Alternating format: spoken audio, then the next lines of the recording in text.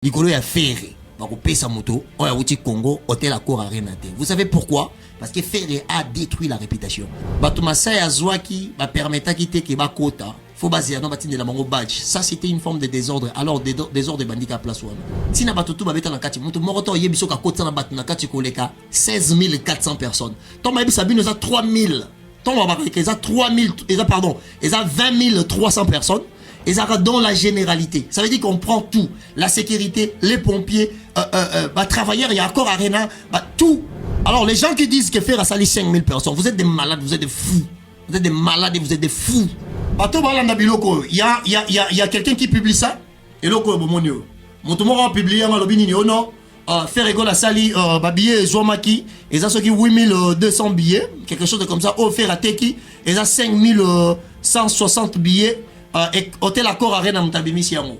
Oh, publication chiffre d'affaires, c'est de l'imbécilité. La seule personne qui est capable, il y a qu'à publier chiffre d'affaires, il y a concert. Et ça, et ça d'abord de 1, obligation à 4 loi. Ok? À une seule condition. Pour publier chiffre d'affaires, ceux qui concernent les acquis subventionnés par l'État. Ça veut dire quoi? Accor Arena n'a pas le droit. Et l'euro moment, ils ont bâtonné, ils ont basalian. Au moins, l'euro moment, ils ont circulé. Désordre et salamaka. Ils ont combattant. Mais il y a tout oyoyo, bah combattant basanté. Et l'État ça guine cirque, concert les gars posé calme. Bah tout balega qui tellement libanda ebele, désordre salami, lacrymogène et bétami. Mairie à Paris 12e, à Tcheba Congolais croix. Vu ma boutique à luxe c'est dans la carte à Paris et comme il est beaucoup plus dangereux, bah Congolais basant la popularité ma casse locaux là ba faire, bah ya robeta Bercy. Alors le loba artiste bah ya robeta hôtel Accor Arena lobby et vous allez difficile pour nous mater. Pourquoi? Parce que faire un peu de sur réputation. Nous sommes dans le lobby, on a deux équipes. Soit aux à maison mère, ou soit aux à côté. Celui qui n'est pas avec nous est contre nous. Faire aéroyemba, vieux jaloux, faire habiter. Ngana kwado, na cham pepe pa mpambate. Ça veut dire o cham pepe.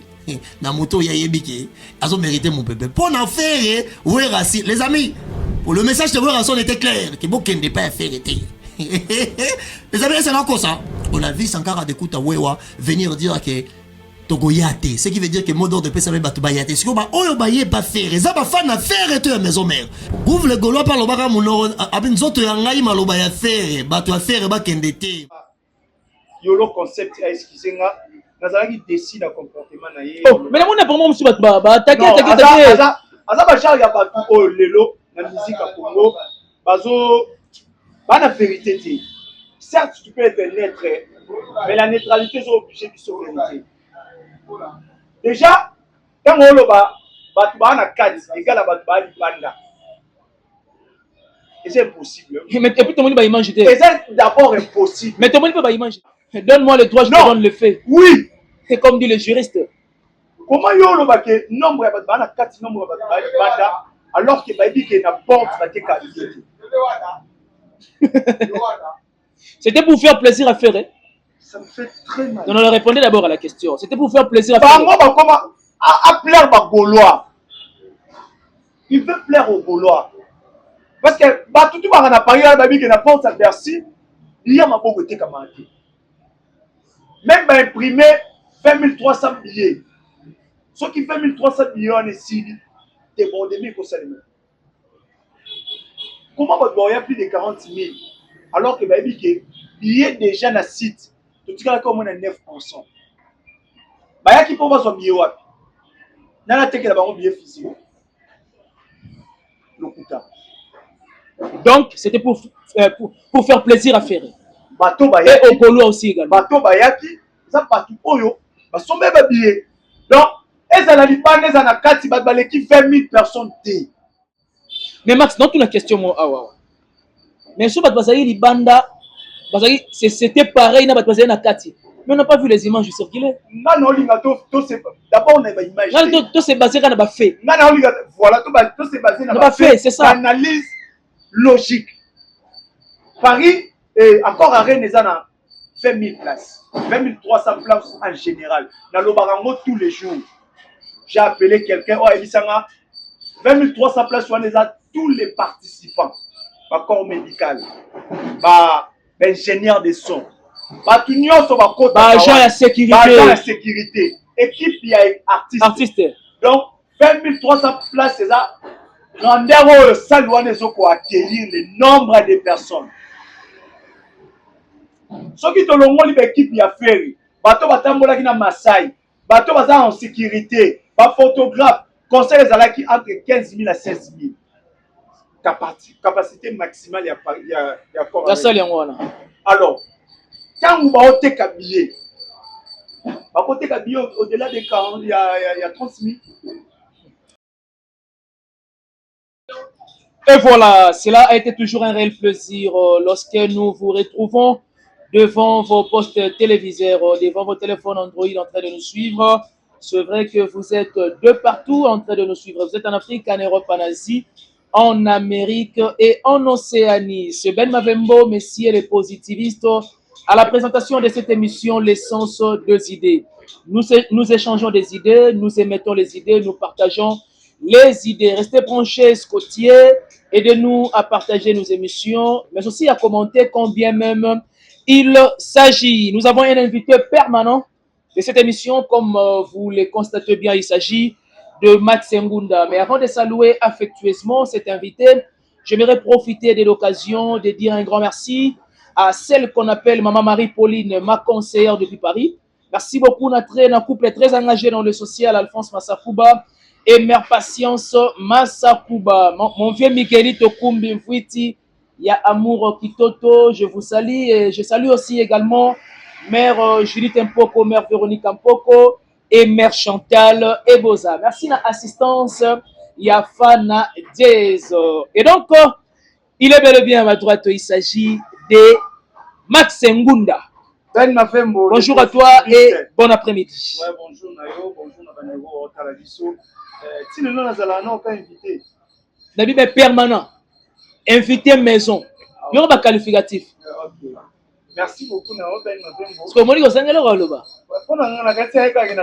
suis invité maison. C'est comme chez vous. Donc, aux partenaires, aux collaborateurs. C'est comme chez vous, voilà. Merci vraiment Nabanero. Mais aux Hollandais Tika. Ah, c'est le qu'on a conseillé. Voilà, Dieu. C'est le qu'on a conseillé. Pour la bien, on dit. Ah. Regardez, on va casser mon tour. Maman qui est dans la monde, merci beaucoup na batu au watala biso donc neli baza ebele au à chaque moment bazela maximum tourner na ben journée donc voilà bazala wana ata 50 100 personnes voilà ça nous fait plaisir voilà bazala wana pour nous soutenir biso merci na bango donc dès qu'on a le évangile selon Jésus-Christ évangile la vérité tout est quand on solo la vérité comme d'habitude ben. Comme d'habitude, nous allons parler rien que de la vérité. De l'entrée de jeu, parlons déjà des XX, premier acte. XX, premier acte. Voilà. Bon. XX de Fally Ipupa, premier acte. La sortie officielle, c'est prévu pour le 17 de ce mois qui est en cours. Voilà. Bon. Et à 100%, on est à urbain. Voilà. Et l'artiste est Sotali, Banana Tokos 1, Tokos 2, Tokos Gold, et puis XX. Fally Ipupa, Ameka qui est un peu pour la zone Moroboué, Oyo, et Zalaki non facile pour naïe na offrir ma fan naïe. Mais Sotali l'album Oyo, comment on a Fally différemment na badze moto à Yemba.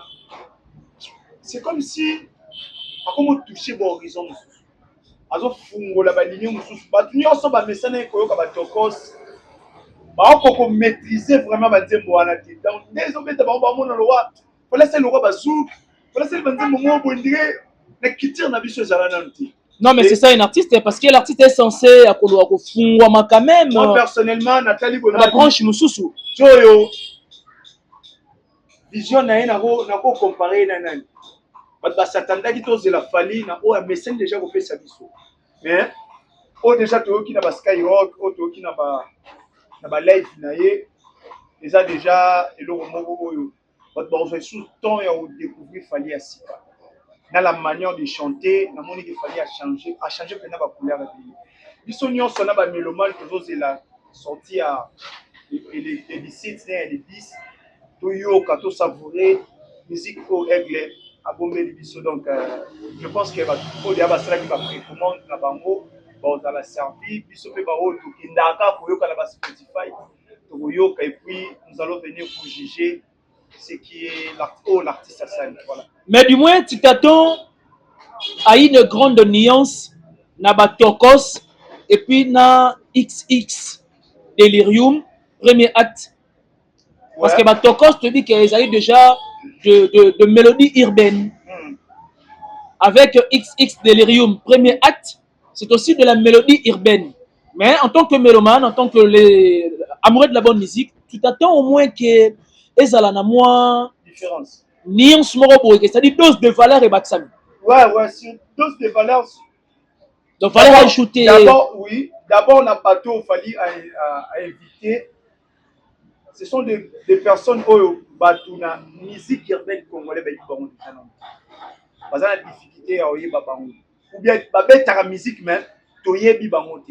Donc, il fallait salir featuring na ba ya Portugal. Ah bon? Asali na bango featuring, asali featuring na marocaine moko boye, asali featuring na sud-africain moko boye.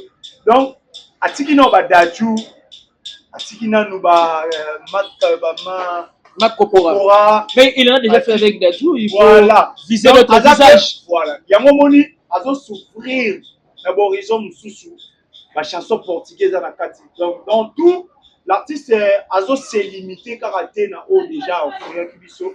On me un peu proposer biso marabu ya sika po tant fallait osalaté, je pense que nous avons comment livrer naie na oyo ayoka déjà voilà vis-à-vis ya carrière ya Fally. Donc tout le monde ozo par naie tant qu'il y a zanon wana et yemora lobby azanon na beaucoup à nous donner. Pour la battu sous le stade de France et qu'on va dans la barrière to ligne ya souka wa franchir. Mais il y a mon ami monaki Azana Nebele au Pesabisu. Donc on a 51 ans déjà, Fally a tout fait. On peut que dire bravo l'artiste. On a 51 ans, mais Fally cette année a totalisé de 50 ans, non? 50 déjà. Fally? Oui, il y a 51 ans. 50. Ah ok, pour cette année, non? Oui. Na décembre, le 14 décembre. Max, tu te dis quoi? Na... Parce que les réseaux sociaux ne manquera jamais quand même Makambo. Parce qu'après Stade de France, après Accor Arena, il y a eu des classements Sali, il y a Batou Abetana ex-Bercy qui est actuel Accor Arena. Mais Babi, après aussi, là je suis sûr que c'était un commentaire d'un Warrior. Babi que Tozan a pensé qu'après Stade de France, il a fallu, ça l'appelle classement, il y a Stade de France. Moni, un problème honnêteté intellectuelle. Bato belé la musique na biso lelo bon ça les fort ya côté na polémique. Moi déjà son côté na polémique honnêtement au déposer ba logique ya parce que on ça la m'a pas plaît. Mais c'est polémique ça en loyal cela ne tienne quand même. Parce que déjà son polémique ça loyal. Nous doit comparer concert ya Ferine ya Fally en termes ya récite à terme bien. Tout ce qu'on a 2020. Explique non explique-toi. Au cours ça l'appelle au salaire en kala mais mon sali yango après mais quand les Fally sont les cas il y a si cas fait lumière à base de quoi? OK, cohérence communion et artiste na ba fan naie récite totale ya concert ozongi il y a des vidéos au mundela ya feneka olobaki ba billet sili. Donc Fally avait fait au moins 99% de billets contrairement à faire en 2026. Faire avec 4 catégories. Or, en temps réel, tout le monde a dit NASA, parce qu'il y a 6 catégories. Et cela prouve à suffisance que c'était une salle à moitié d'unité. Donc, nous sommes en train de débattre. Si on a après événement, on a débat, ils ont des concurrence sans faire une famille. Est-ce qu'à nos jours, on peut toujours comparer Fer et Fally? Impossible. Impossibilité. Même si ça t'a mon place à Zalaraï, il y a une zambaliki. Mais à ça, il y a des vitesses. Mais exemple, on peut savoir que l'autre téléphone sur ma caméra, mais tout le monde est devant la caméra. Mais évoluons quand même. Tu vois, dans le Congolais salaka débat ya ou classement ya ba martyr te. Ezalaka jiba beta martyr, Kofi beta martyr, Nana beta martyr. Fallait ayer à salut il fallait ça. Faire ayer à salut il fallait ça. Après ba classement bima. Nous disons ça comme il a posé au ça la classement. Mais pendant na ça la classement. Non, avant. Avant. Na ça la classement. Personne. Donc l'élo. Donc c'est Fali et Ferry. Il faut nous fallait les cas. Il faut nous fallait les cas. Comment la liste dans son combat fallait exacter ça là. Ils sont censés. Donc alors, je reviens alors na pensée à Wario. Si n'a pas place Moussous, il a fallu 5e, 6e, problème qui. Pour ça, notre classement à Stade de France, il y a une mission comme moi. Tout le monde a combien de listes là? Bien. Max, comme tu l'as dit, bien. Héritier Watanabe Goga, messieurs, le chanteur, le 3 juillet, l'artiste affrontera avec son équipe de la Team Wata na Zénith de Paris. Babi qui a deux billes en Gouemezaki bien, mais et perdre vitesse. Billetterie. Et perdre vitesse, ouais. Et perdre vitesse. Non. Tu l'as remarqué aussi? Dans le Belaka, Spiritas, au Baninga Basali, il faut motiver. Très bien. Au Bagolo Basali, parce que comme on a moins de nombre de personnes au Bagolo Bayaki, c'est impossible. Donc c'est que Bagolo sait que ça concert à faire dans la dernière minute. Félicitations à Bango. Alors, Spiritas, il faut que emboîter les pas. Pour accompagner. Spiritas. Les Spiritas, je vous aime bien. Et vous le savez aussi. Hein, j'aimerais bien simplement vous motiver, vous stimuler. Que vous doublez même. Vous faites double Zénith. Le monsieur congolais.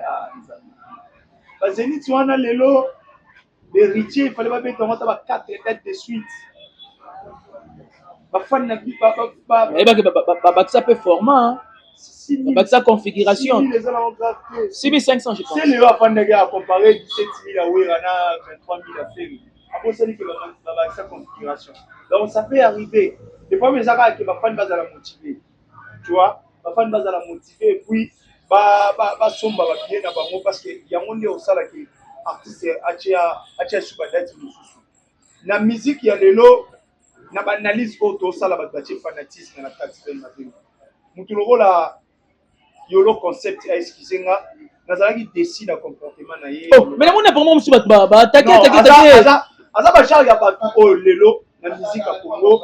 Bazo ba na vérité té. Certes tu peux être neutre mais la neutralité c'est obligé de se vérité. Déjà quand on lo ba na 4 égal à ba libanda. Et c'est impossible. Mais puis tout le monde va y manger. Et c'est d'abord impossible. Mais tout le monde va y manger. Le Kouta. Donne-moi le droit, je te donne le fait. Oui. C'est comme dit le juriste. Comment yo le baké nombre ya ba na 4 nombre ba banda alors que ba dit que na porte ba te qualité.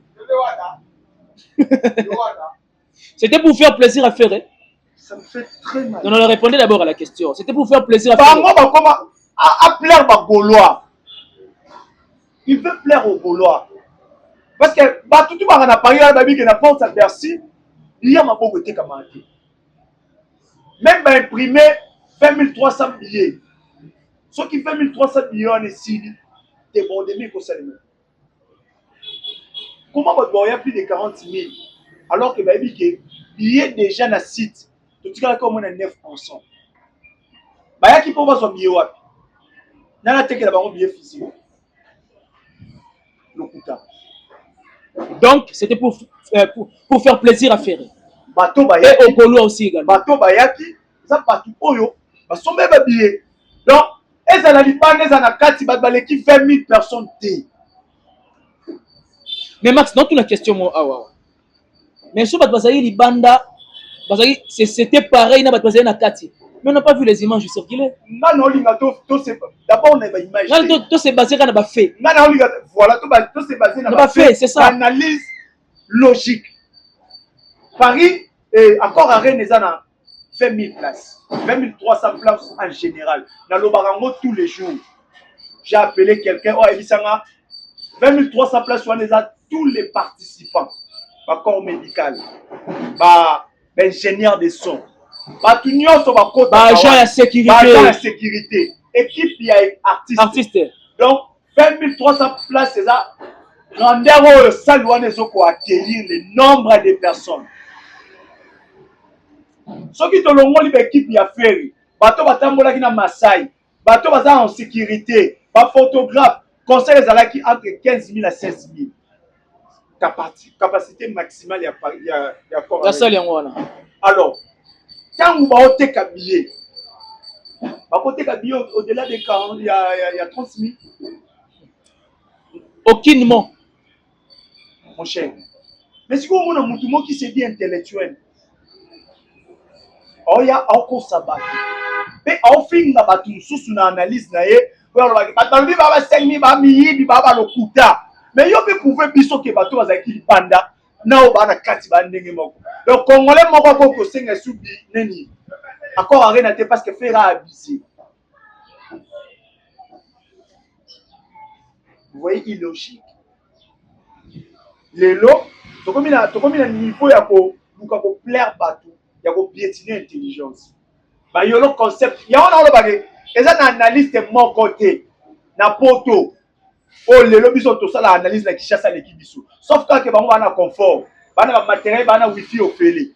Et les mecs, et là au moins polémique, moi comme il m'a dit. Au baxi sur moi détail moi donc avantage à la wifi au félé. Est logique mon cher.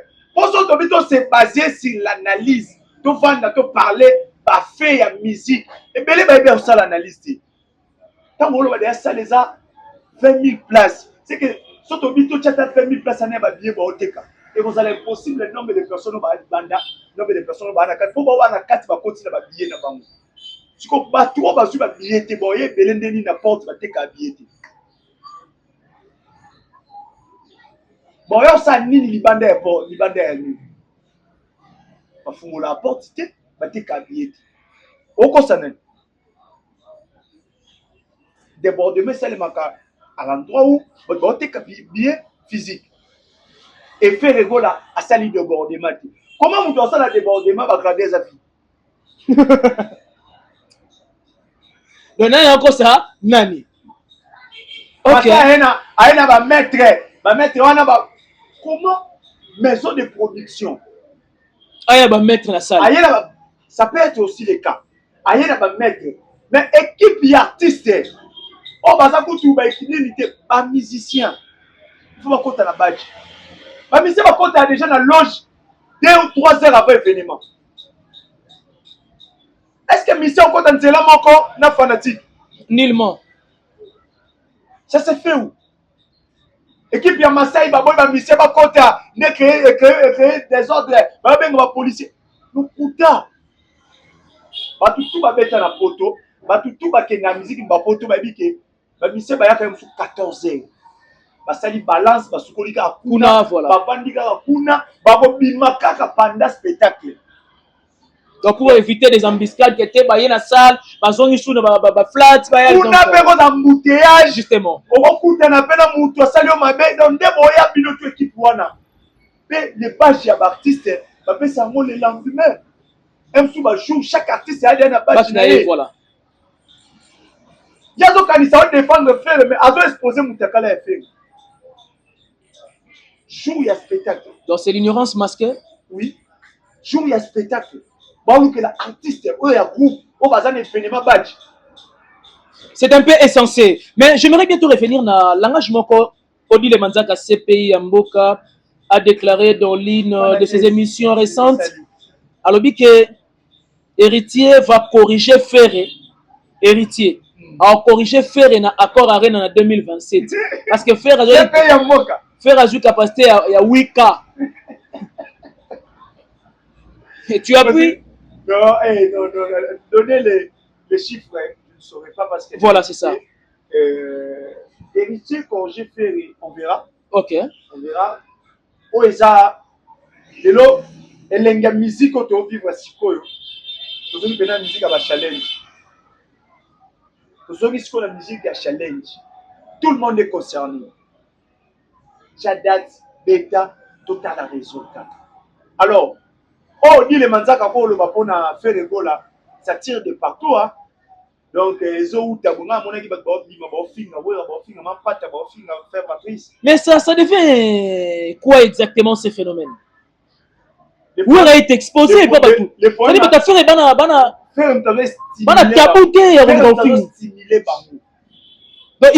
ils sont comptés par faire. Avec comportement il y a qu'on réagit. Il y a sa autorité morale.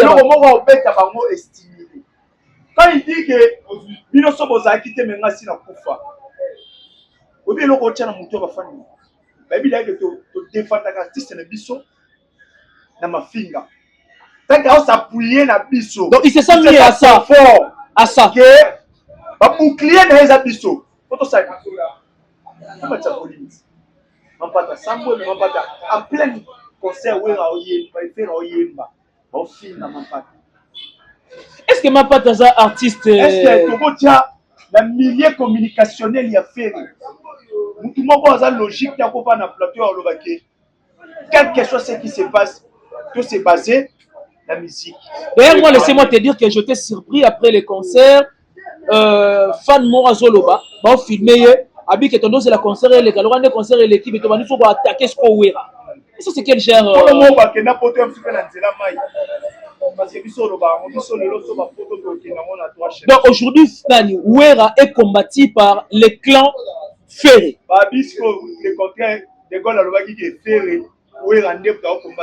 Est-ce que non Wera qui parle non ferré? Parce que Ferré a tout on a évité na tout il y a un tout il faut faire un assaillement. Mon cher, attends le succès faire un lelo. Succès est lelo. Attends ils ont dongi mais attends succès on a payé comme succès. Abi que Wera son na lelo en Afrique. Je mets quiconque à défi.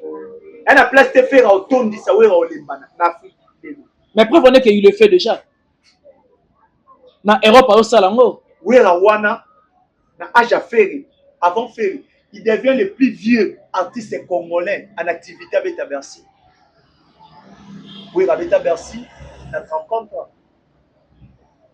34 ans, Ferry. Il a 5 ans de musique à Mbana. Pour dire que, oui, il a pessi biso, il fallait pas pessi biso. Oui, il n'a rien envié dans la carrière de Ferry. Pour na agi à Wera, il a déjà fait Morobo. Na agi à Wera, tant que faire à Orenia, il a déjà pile tout le monde à Binissa à Congo. Ce qui Wera quoi envier Ferry. Pour faire la musique nani.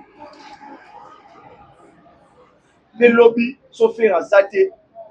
Tu compares à faire wana na mwana na imoko. OK. Ba Wera son baza bateau. To moni bango to s'incliner. Non seulement va servir une nation, mais va passer sur la relève. Donc aujourd'hui, disons, Wera fait la continuité de ses exploits, de la carrière. Donc, Viona baza batu ya ko respecter malheureusement pour les Gaulois. Babo ça n'a que kama ici ça. Forest est dans la capacité à combien de places? 8500. 8500. Donc c'est pareil aussi avec Adidas Arena. Ou Adidas Arena pèse qui 8500. La Viona les kama ici. Les kama existe pour faire oui. Na mambasa la Wera lelo. Faire la zombonga Wera. Faire Wera fauteuil. Et puis Wera pèse visibilité. Wera présenter biso faire wana. Donc ni tété yango to ngato va faire. Ce qui était à foot yango. Il y aura quelqu'un aligné à faire au foot au faire en ça Wera. Et ça trésor congolais pardon. Pour yep j'estime que à stimuler ba Gaulois, parce que prestige on a manqué Wera. Quel dommage. Wera sont déjà pessi à ça qui clair dans répétition et celui qui n'est pas avec nous. Et contre nous voilà. Donc le message a été donné. Et puis la génération Berceau également. Malgré.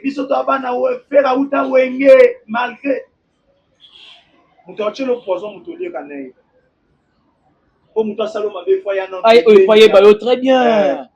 Donc on a musika ko saloma bete faza na karina yo. Odi le manzaka lelo na comprendre que yemo ayo comprendre ngo après. Parce que parmi les soldats qui ont défendre faire aussi également justement À un certain moment, elle prenait la défense de Ferré. À comprendre maintenant que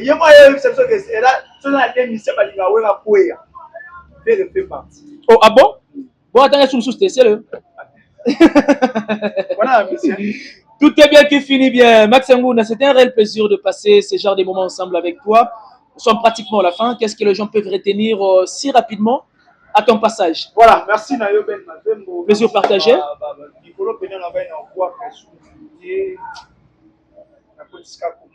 Donc, merci Nabino de l'émission.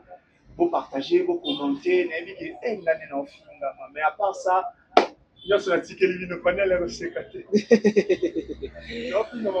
tout est bien qui finit bien. Merci beaucoup à nos abonnés parce que vous le faites tellement bien de pouvoir nous accompagner au partage de nos émissions. Merci à les chirurgiens dentistes par excellence Flavien Mavembo Kadi et mère Émilie Mavembo Bolanda. Merci également à la noblesse oblige Mavembo, futur médecin, la grande sœur de Johanna Gladines Mavembo de Bensi Bazonga et Estrella Mavembo, Nirvana Mavembo. Quant à moi, je vous laisse entre le maître de la régie. D'ici là, portez-vous bien. On se retrouve au prochain numéro. Bye bye.